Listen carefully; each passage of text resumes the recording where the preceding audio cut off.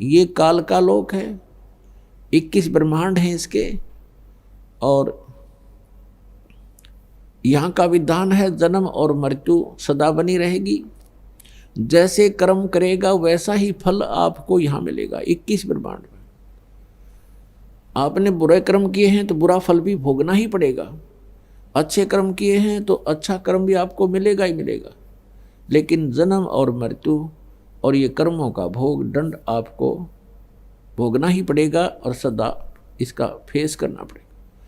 केवल एक परम अक्षर ब्रह्म है जो हमारे इस जन्म और मृत्यु के रोग को नाश कर सकते हैं, और साथ में हमारे जो प्रारब्ध के अंदर, प्रारब्ध बोलते हैं अपने आपके एक जीवन में, वर्तमान जीवन में जो भी सुख या दुख आपके लिखे हुए हैं, आप केवल उन्हीं को भोग रहे हैं।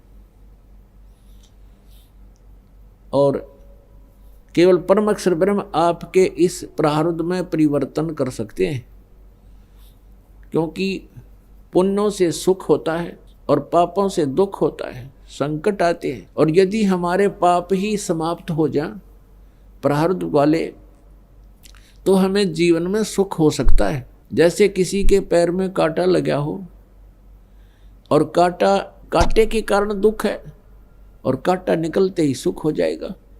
तो हमारे कर्मों के कांटे लगे हुए हैं और इनको ना ब्रह्मा जी काट सकते, ना विष्णु जी, ना शिव जी, न श्री राम, न श्री कृष्ण, और न ही ये ब्रह्म। केवल परम अक्षर ब्रह्म इस कांटों को निकाल सकता है। उसी के पास ये औजार हैं जो हमारे पाप रूपी कांटों को निकाल सकते हैं, हमारे जीवन रूपी सफर को साफ कर सकते हैं, उस रास्ते को साफ कर सकते हैं।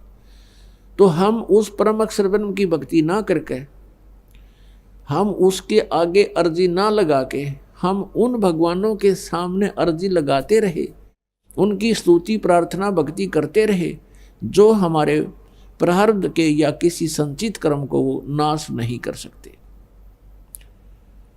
वो समाप्त नहीं कर सकते, और जिस कारण से हमें शांति नहीं हो सकती। अब जैसे कोई भी भक्त है, श्रद्धालु है, अच्छी आत्मा है, वो तो भक्ति के लिए वैसे ही संतों के पास जाते हैं।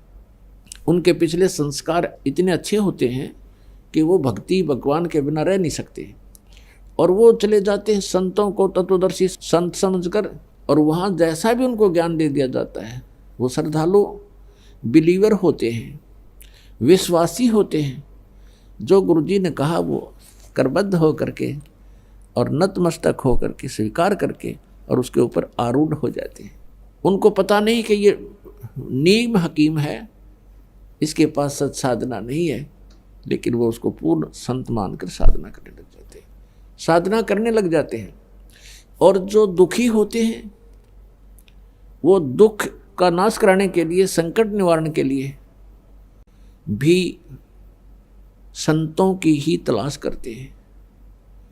पहले तो हम भटकते हैं, जैसे अपनी परंपरागत साधनाएं होती हैं, किसी मंदिर में जाते हैं या किसी मढ़ी पर जाते हैं, वहाँ सब मत्थे उत्थे टेक टाक के हम जब थक लेते हैं, कोई लाभ नहीं होता। कोई बताता है कि वहाँ एक संत हैं, उनके आशीर्वाद से आपका दुख निवारण हो जाएगा, तो वहाँ जाते हैं। वो संत जाते ही आपको कोई क्रियाएं बताता है, ऐसा कीजिए, इतना दान कीजिए, ऐसा कीजिए, हैं, ऐसे ऐसे अनुष्ठान कीजिए, ये मंत्र का जाप कीजिए, आपका ये संकट ठीक हो जाएगा। आप ऐसे ही करते हो। जब 2-3 बार आप चले जाते हो, फिर वो कहता है, जब आपको राहत नहीं मिलती, आप प्रार्थना करते हो कि मुझे कोई राहत नहीं मिली, तो वो क्या कहता है कि भाई देखो, ये तो आपके प्रारब्ध में लिखा है, प्रारब्ध में आपने भोगना ही पड़ेगा, और प्रारब्ध का जो पाप है वो तो भोगने से ही समाप्त होता है। और फिर उदाहरण देते हैं कि जैसे भगवान विष्णु अवतार श्री रामचंद्र जी आए थे, विष्णु जी को श्राप दिया था नारद जी ने कि तू एक जीवन अपनी पत्नी के वियोग में बिताएगा। ऐसा ही हुआ। और फिर श्री राम वाली यानी विष्णु वाली आत्मा श्री कृष्ण जी बने, और श्री राम रूप में श्री कृष्ण जी ने यानी श्री राम ने बाली मारा था सुग्रीव का भाई, एक वृक्ष की ओट लेकर धोखे से। तो श्री कृष्ण रूप में उस कर्म का भी भोग श्री कृष्ण जी को भोगना पड़ा। बाली वाली आत्मा एक शिकारी बनी और विषाक्त तीर से भगवान श्री कृष्ण जी के तलवे में तीर मार कर उनका वध किया। इस प्रकार फिर ये जो तत्व ज्ञानहीन संत हैं फिर ये कथाएं सुना के अपना पीछा छुड़वाते हैं और कहते हैं देखो भगवानों को भी कर्म का दंड तो भोगना ही पड़ा। तो उस समय तो भक्त संतुष्ट हो जाता है, लेकिन वो पाप रूपी कांटा तो फिर भी खटकता ही रहता है। और जब तक वो पाप रूपी कांटा नहीं निकलेगा तब तक चैन पड़ नहीं सकती, चाहे कोई कितनी बात बढ़ा ले और कितनी सांत्वना दे दे उसको। फिर वो दूसरे के पास जाता है, वहां से भी कोई राहत इसी प्रकार वो थक लेता है, फिर तीसरे के पास जाता है। जब वहां से भी उसको राहत नहीं मिलती है, या तो वो मर जाता है या फिर और उल्टे काम करने लग जाता है, शराब पीने लगेगा उस टेंशन को कम करने के लिए, या फिर चोरी करने लगेगा टेंशन को कम करने के लिए, क्योंकि किसी को तो निर्धनता के कारण दुख है तो वो धनी बनना चाहता है चोरी और डाके मार के या कोई और कर्म बुढ़े करके। इस प्रकार कोई प्राणी कभी भी सेठ नहीं बन सकता, धनी नहीं बन सकता। दूने पाप कर्म बढ़ावेगा, अपने कर्म बिगाड़ सकता है।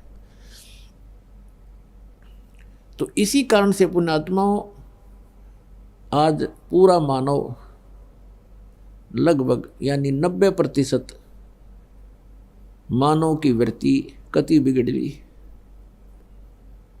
भगवान का डर रहा नहीं, आस्था समाप्त होती जाती है। ऊपरले मन से भले ही हम राम राम कहते हैं, पर अंदर में विकार, अंदर में सारी कुबद ज्यों की तो विद्यमान है और हमारा हर तरह से व्यवहार बिगड़ गया। माया ही हमें सब कुछ दिखाई दे रही है।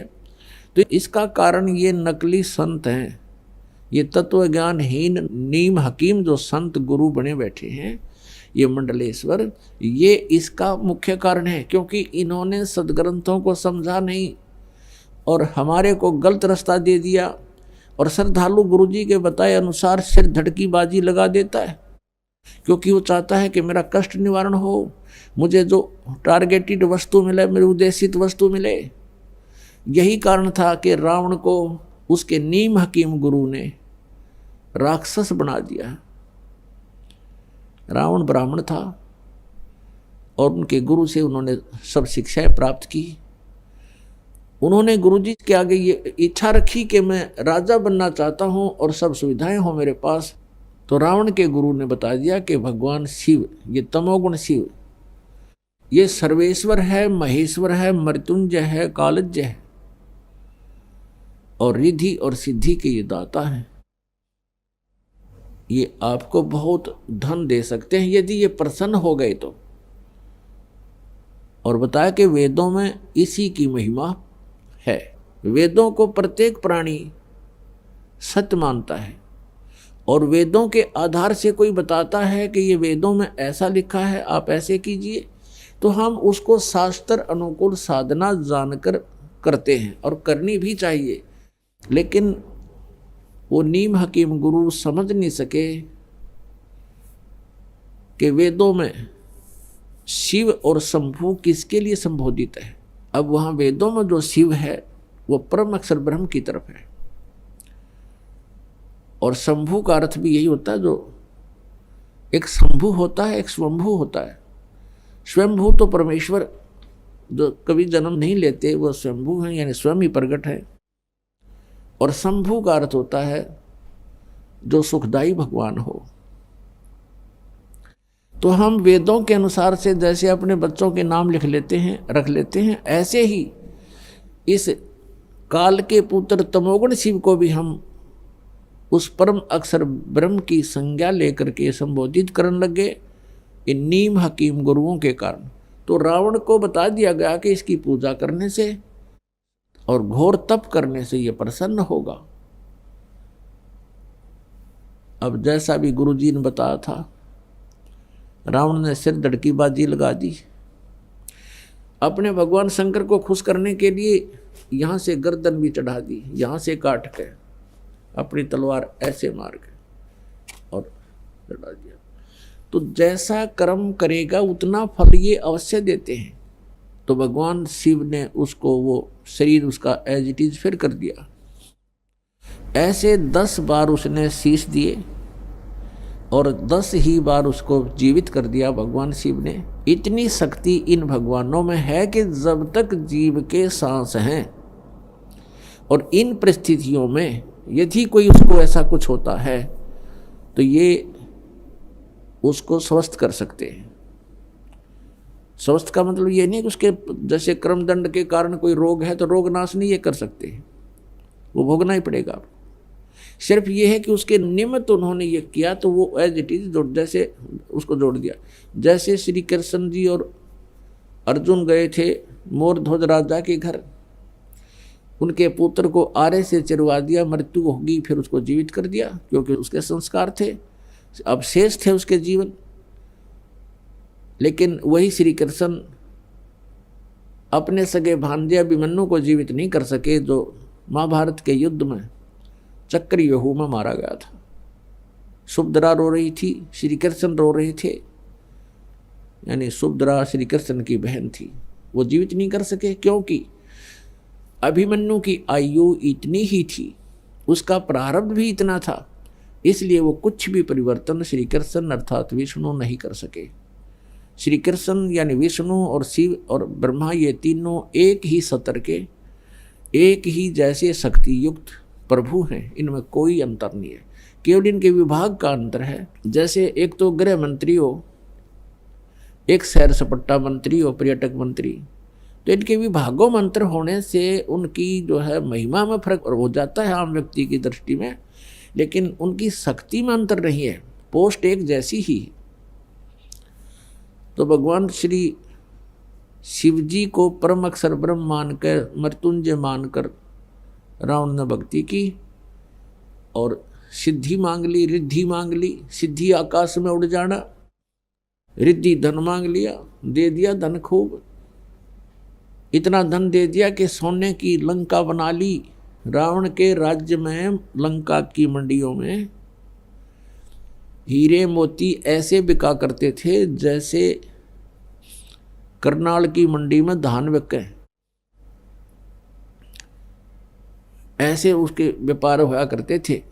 इतना धनी राजा हो गया, लेकिन सत साधना ना मिलने से, तत्वदर्शी संत ना मिलने से वो धरा धरा रह गया सारा उसका। वह सोने की लंका भी वहीं रहेगी, उन बांदर ठाए अंडे उन सोने की डलिया ने बगाओ समुद्र में ठा गए और सह परिवार नष्ट हो गया और नरक में डाल दिया गया। तो पुण्यात्माओं, जब तक हमें तत्वदर्शी संत नहीं मिलेंगे हम इस मनुष्य जीवन को सफल नहीं कर सकते। तो जब हम इधर उधर जाते हैं तो वो संत हमें पहले तो कुछ क्रियाएं बताते हैं, फिर लास्ट में फाइनल कर देते हैं कि तुम्हारे कर्म का दंड तुम्हें भोगना ही पड़ेगा। अब हम परमात्मा की भक्ति किस उद्देश्य से करते हैं? जिनको कोई आपत्ति नहीं है, आपदा नहीं है, जिनके ऊपर किसी प्रकार का भी कोई संकट नहीं आया है, उनको कोई विघ्न नहीं है, तो वो भी साधना कर रहे हैं। तो परमात्मा की चाह में उनको ये भी नहीं मालूम कि हम भक्ति कर किस लिए रहे हैं, भगवान को किस लिए चाह रहे हैं, लेकिन वो पिछले संस्कार उनमें इतने प्रबल हैं कि वो कोई ना कोई भक्ति की आड़ लिए बिना रह नहीं सकते। जिनके ऊपर संकट हैं वो संकट निवारण के लिए ही परमात्मा की भक्ति करें। और भक्ति क्यों कर रहे हैं? क्योंकि संकट हमारे ऊपर ना आवे, और जो जिनके ऊपर वर्तमान में कोई आपत्ति नहीं है तो वो भी भगवान से यही दुआ मांगते हैं कि हमारे जीवन में और कोई भी आपदा ना आवे, हम सुखी रहें। लेकिन जिन भगवानों की हम भक्ति कर रहे हैं वो हमारे प्रारब्ध में कोई परिवर्तन नहीं कर सकते, और प्रारब्ध में परिवर्तन हुए बिना हम सुखी नहीं हो सकते। जैसा कर्म किया है वैसा ही भोगना पड़ा, तो हम फिर सुखी कैसे होंगे? किसी के प्रारब्ध में यानी किस्मत में लिखा है भाई जान जानी है, मृत्यु होगी इस उम्र में, तो हो ही गई। फिर बताओ फिर क्या फायदा उस भक्ति का? या कोई और आपत्ति आनी है तो वो भी आ गई। तो भक्ति किस लिए कर रहे हैं? भक्ति इसलिए कर रहे हैं, हम ये उद्देश्य लेकर चलते हैं कि हम सुखी रहें, हमारे ऊपर कोई कष्ट ना आवे। और फिर हम भक्ति करते हैं, कष्ट भी जो के तो आते हैं, और हमारे पास विकल्प ना होने से हम ये सोच लेते हैं उनको भी ऐसा घटना घटी थी, उनके यहाँ भी ऐसी घटना घटी थी, फिर हम सेट हो जाते हैं। इन दुखों को हम दुख को ही सुख में आप बदलने की चेष्टा करते हैं। जैसे किसी व्यक्ति का 3 पुत्र थे और उसके एक की मृत्यु होगी। अब बड़ा कष्ट में था, सारा परिवार रो रहा था। उनको सांत्वना देने के लिए सभी आसपास के रिश्तेदार कुल के लोग आते हैं। तो उनमें से एक ऐसा व्यक्ति भी वहां पहुंच गया कि जिसके एक ही पुत्र था और उसी की मृत्यु हो गई थी। तो सभी ने ये कहा कि देखो इस बेचारे का एक ही पुत्र था और उसी की मृत्यु होगी, अब ये भी तो जी रहा है। तो जिसके 3 पुत्रों में से एक ही मृत्यु हुई थी उसने राहत की सांस ली और खुश हो गया, हल्का बोझ हो गया। किस कारण से? कि चोखा है भगवान, मेरे 2 तो बच गए, एक का मरा है और इसके बेचारे का एक ही था वो ही मर गया। इसी से हल्का बोझ मान लिया। अब क्या फर्क पड़ गया उसको? अब तुलनात्मक तरीके से कि इससे तो मैं सुखी हूं, ऐसे हम इस झूठे सुख को सुख मान रहे हैं। तो पुण्यात्माओं, यहां कोई विकल्प भी नहीं है, एक विकल्प है, समर्थ का शरणागत हो रंग होरी हो, कदे न हो एकाज राम रंग होरी हो। होरी माने खुशी, जैसे होली खेलते हैं, होली खुशी मनाते हैं।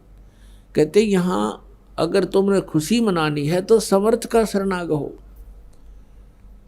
और राम रंग होली हो। फिर हमारे राम के रंग की होली होगी। ये बकवादों वाले रंगों से हम होली नहीं खेल सकते, हम राम के रंग में रंग जाएंगे। और फिर देखना, और कदे न हो एकाज राम रंग होरी हो, हमारा कभी अकाज नहीं होगा, हमारा कोई भी ऐसा कोई आपत्ति नहीं आवेगी, किसी प्रकार का भी हमारा जो है बिगाड़ नहीं होगा, कोई हानि नहीं हो पाएगी। समर्थ का शरणागत। अब समर्थ कौन है? समर्थ कौन है? अभी तक हमारे को श्री ब्रह्मा जी, श्री विष्णु जी, श्री शिव जी को सर्वेश्वर और महेश्वर बताया गया। और जैसे भी इन नीम हकीम गुरुओं ने हमें ज्ञान दिया, हमारे पूर्वज पूर्ण रूप से आश्रित हो गए श्री भगवान विष्णु और श्री शिव भगवान की साधना करने लगे। और ब्रह्मा जी की साधना नहीं करते, क्योंकि ब्रह्मा जी को श्राप मिला हुआ है उसकी माता से कि तेरी पूजा जग में नहीं होगी। अब इन दोनों भगवानों को हम सर्वेश्वर मान कर भक्ति किया करते थे, और जिस कारण से ना तो हमारा कोई संकट निवारण हुआ, जो कष्ट आना था वो आ ही जाता रहा। तो ये समर्थ नहीं है। समर्थ वो होता है जो अविनाशी है और सर्व ब्रह्मांडों का रचनहार है, सर्वेश्वर है। सर्वेश्वर माने सबका मालिक।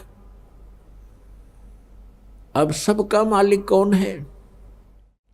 अब यहाँ थोड़ा सा आपको डिफाइन करते हैं, समझाना पड़ेगा, क्योंकि पुण्यात्मा परमात्मा की भक्ति करना कोई बड़ी बात नहीं और मोक्ष प्राप्त करना कोई बड़ी बात नहीं। जब बात समझ में आ जावे तो जैसे हम अपने पेट के लिए कितना कठिन से कठिन परिश्रम करते हैं, किसान को पता है अपने प्रोसीजर का, अपने प्रोफेशन का, और उसको पूर्ण रूप से करता है, तन मन धन से करता है, कठिन से कठिन परिश्रम करके भी उसको सफल करने की चेष्टा करता है, क्योंकि वो उससे पूर्ण परिचित है। जैसे ये दिसंबर और जनवरी का महीना हो और शीतलहर चल रही हो और किसान का खेतों में नहर के पानी का नंबर आ जाता है, नहर के पानी का समय डिवाइड होता है कि इस समय से इस समय तक फला व्यक्ति का, इस समय से इस समय तक उस किसान का, तो उस समय 12 बजे 1 बजे जिस किसान का नंबर आ जाता है रात की सिंचाई करने का नहर से, तो हम तो अपने मकानों में, अपने घरों में दरवाजे बंद करके और हीटर लगा कर सो रहे होते हैं, या एसी चला रहे होते हैं, या रजाई मोटी लेकर सो रहे होते हैं। और किसान पहुंच जाता उस समय रात के 12 बजे, शीतलहर चल रही हो कहाँ खेत में, और सिंचाई के लिए पानी जब दूसरे किसान से रोकना होता है, काटना होता है, तो जूते निकाल कर और घुटनों से ऊपर तक पजामा या धोती को ऊपर टांग कर पानी में प्रवेश कर जाता है जल में, और कस्सी से मेहनत करके वो पानी रोकता है और अपने खेत में चालू करता है। वो परवाह नहीं करता कि कोई कांटा लग जाएगा, वो परवाह नहीं करता कोई सर्प डस जाएगा, वो परवाह नहीं करता कि तेरे नमूनिया हो जाएगा। उसको केवल अपना उद्देश्य दिखाई देता है कि यदि आज मैंने ये कार्य नहीं किया, ये जल सिंचाई नहीं की, तो मेरे बालक भूखे मर जाएंगे, मैं निर्धन हो जाऊंगा, मांगता फिरूंगा। तो वो समझदार है, वो अपने उस कार्य से पूर्ण परिचित है, इसलिए वो कोई परवाह नहीं करता और उस काम को करके ही पीछ दम लेता है। तो पुण्यात्माओं, जिस समय आपको इस मनुष्य जीवन के उद्देश्य का पता लग जाएगा, आप भी तो मनुष्य ही हो, फिर आप इसी तरह कार्य करोगे। आप किसी की परवाह नहीं करोगे, सत्संग सुनने आओगे, भक्ति भी करोगे और परमात्मा पाओगे, क्योंकि ये प्रोसीजर है, यही एक तरीका है उस परमेश्वर के पाने का। कौन सा तरीका है कि सबसे पहले गुरु हो। परमात्मा कहते हैं, गुरु बिन माला फेरते, गुरु बिन देते दान, गुरु बिन दोनों निष्फल हैं जय, पूछो वेद पुराण। अब प्रसंग जो चल रहा है कि हमने सबसे पहले ये देखना है कि वो समर्थ कौन है जिसका हम शरण ग्रहण करें। और जब हमारे ये बात समझ में आ जाएगी, ये फाइनल हो जाएगा कि ये भगवान है समर्थ, और इससे ही हमें वो लाभ होगा जिसकी हम इच्छा कर रहे हैं, तो फिर हम उसी परमात्मा पर आश्रित हो जाएंगे। हम अन्य भगवानों से मन हटावांगे। वैसे कहने से नहीं हटता। जैसे हम कहें कि तुम ये साधनाएं मत करो, ये करो, तो आपका मन डगमग रहेगा कि हम ये क्यों करें, ये क्यों छोड़ दें जो पहले हम कर रहे थे। तो ये सब निर्णय आपके समक्ष होगा, तभी आप इनसे हटोगे, अपने आप हट जाओगे। इन्हीं भगवानों से भी आपकी आस्था अपने आप हट जाएगी। कैसे हटेगी? जैसे गीता जी अध्याय नंबर 2 के श्लोक नंबर 46 में कहा कि अर्जुन, जिस समय बहुत बड़े जलाशय की उपलब्धि प्राप्ति के उपरांत